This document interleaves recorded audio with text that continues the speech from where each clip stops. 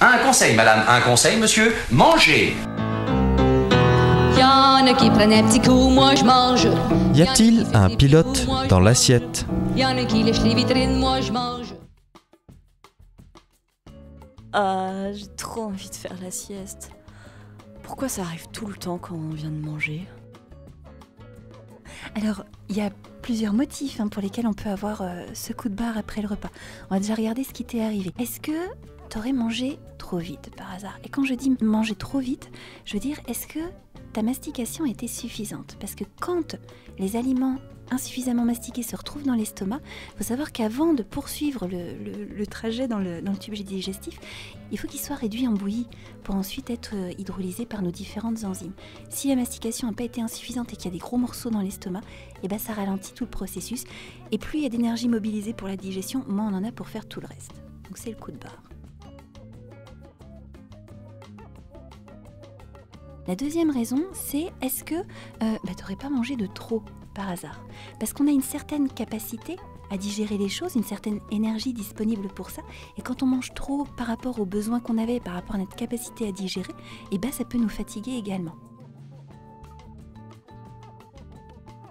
Et puis la troisième raison, c'est qu'il peut y avoir des aliments qui ne nous conviennent pas à certains moments de la journée, à certaines périodes de l'année, en fonction de la saison, de comment on se sent.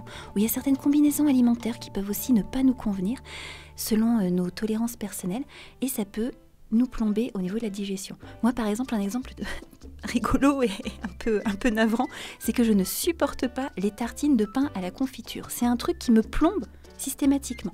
Alors au petit déjeuner, le pâté, les rillettes, tout ça, ça passe admirablement, mais le pain à la confiture, nada.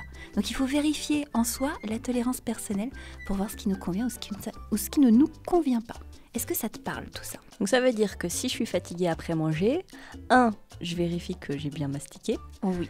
2, je vérifie que j'ai pas trop mangé. Voilà. Et alors comment tu fais pour savoir ce que tu tolères et ce que tu tolères pas ? C'est des essais et des observations. C'est-à-dire que tu vas observer les récurrences. Moi, j'ai observé, par exemple, que avec cette histoire de pain à la confiture, déjà, quand je m'apprête à manger une tartine de pain à la confiture, j'ai une sorte d'appréhension. Ça me fait... J'ai senti que mon corps avait une forme de recul. On peut utiliser l'odorat aussi pour sentir est-ce que je le sens bien, est-ce que je le sens pas bien. Donc si je hume le pain et la confiture, je vais sentir est-ce que ça me fait oui ou est-ce que ça me fait non à ce moment-là. Et il y a des fois, waouh, ça me donne envie, et des fois, ça me rebute, alors que la confiture est toujours aussi bonne. Mais on peut savoir, à ce moment-là, on peut avoir l'intuition de ce qui va nous réussir ou pas nous réussir.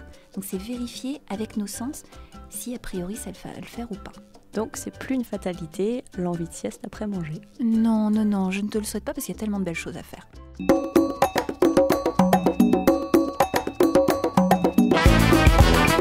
Cette chronique vous a plu ?